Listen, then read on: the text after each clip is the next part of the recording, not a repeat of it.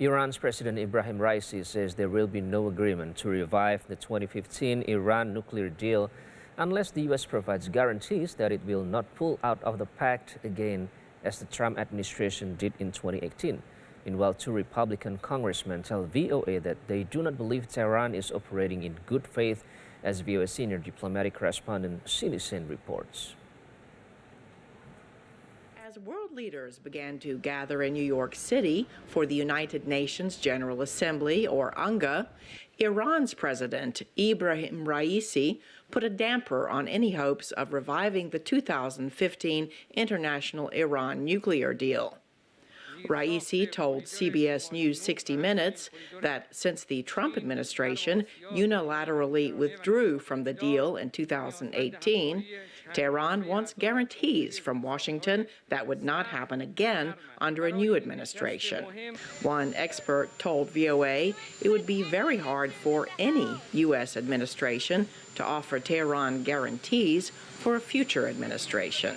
So I think what the Iranian side needs to understand is if they really want to make the next deal more durable, sustainable, and harder for any American president to walk away from, it is for Iran, in Iran's best interest to very quickly broaden the political dialogue with the United States to build confidence. In an interview with VOA at the White House, National Security Council Coordinator John Kirby said the U.S. and Iran are now farther away from an agreement, but he still believes it is better for the Iran nuclear deal, known as the JCPOA, to be revived. The United States is still committed to getting back into the JCPOA, getting it back implemented, because, again, we believe the deal was working before the previous administration pulled out. Iran is closer now to breakout capability now, today, as you and I sit here, than they were anywhere near when the deal was put in place back in 2015. On Capitol Hill,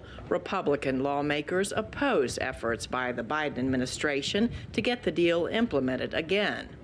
Representative Tim Burchett told VOA he believes Iran is not going to deal in good faith. They're making some pretty unreasonable, unrealistic demands. They want the full economic benefits of the 2015 deal, and they want to end the United Nations probe into some of that undeclared nuclear material in Iran. If the Iran nuclear deal is revived, the ranking Republican member of the House Foreign Service Committee, Michael McCall, told VOA he is worried about what Tehran would do if sanctions were eased. What I worry about is if we are going to lift these sanctions and you have billions of dollars going into Iran, we're going to have the same experience we had last time, and that is funding terror operations in Syria and Iraq, in Lebanon and with Hamas, and also in Yemen with the Houthi rebels. At UNGA, France's Foreign Minister Catherine Colonna called on Iran to accept the proposal on the table to revive a nuclear deal, warning that it will not get a better offer. Cindy Sen, VOA News.